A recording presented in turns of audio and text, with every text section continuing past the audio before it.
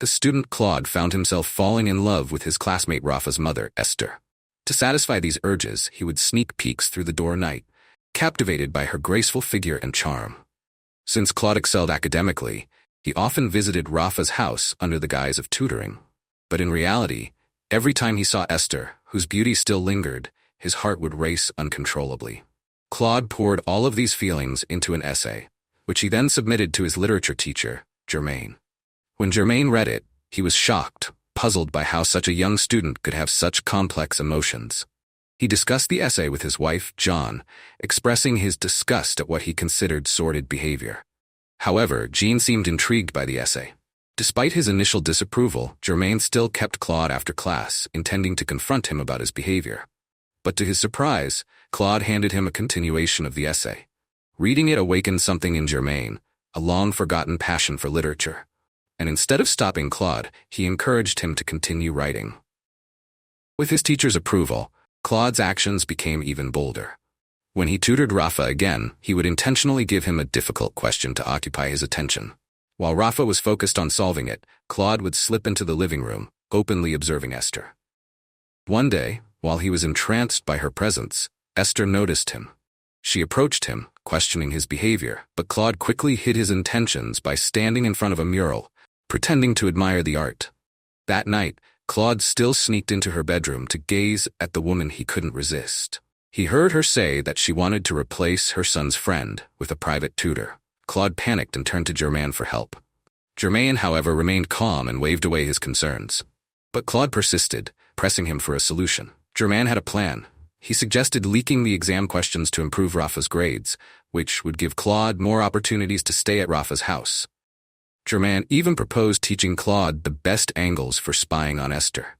Germain wasted no time, and after his colleagues left, he secretly opened the math teacher's cabinet and took out the exam papers for the upcoming test.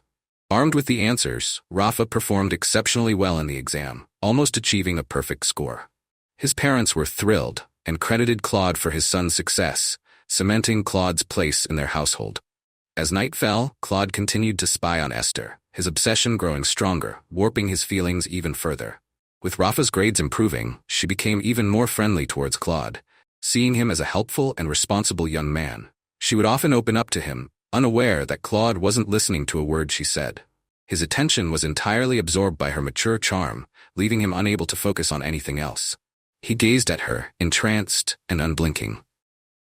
Sensing the intensity of the moment, Esther tried to defuse the situation by standing up, but Claude, to her surprise, picked up an apple she'd dropped and sat back down next to her, eating it greedily as if consumed by his attraction.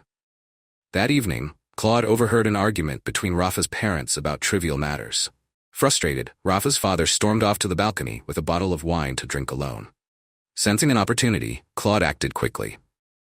While Rafa's father wasn't looking, Claude slipped a note into Esther's hand and then left without saying a word. As it turned out, the note was a love letter, expressing Claude's feelings in a cryptic, poetic way. In reality, it had been written by Germain, his literature teacher, who had guided Claude on how to express these complex emotions through literature. Claude fantasized about his teacher being present, explaining the letter's meaning to Esther, word by word. Overwhelmed by the intense emotions in the letter, Esther could no longer maintain her composure. They were caught in a moment of passion, completely unaware that Rafa had witnessed everything from outside. The next day, Rafa invited Claude to the basketball court. Without saying a word, he attacked Claude violently, severing their friendship in an instant. From that moment, Claude knew he could never return to Rafa's house. Desperate to hold on to his feelings for Esther, Claude secretly arranged to meet her again. However, when they met, Esther returned the love letter to him. Despite her rejection, Claude persisted, pleading with her to run away with him. He promised to love her more than her husband ever could, but Esther quickly rejected him, telling him that their encounter was a moment of weakness and that it would never happen again.